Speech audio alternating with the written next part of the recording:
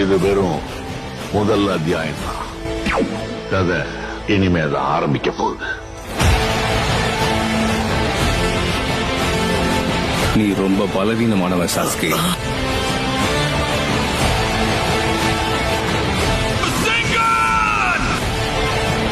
உன்னோட கதையை முடிக்கிறதுக்கு தான் நான் வந்திருக்கேன்.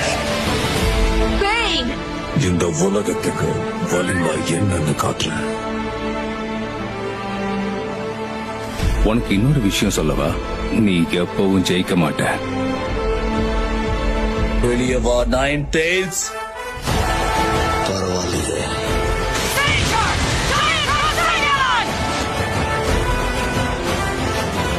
நான் பொறுமையை இழந்துட்டேன்.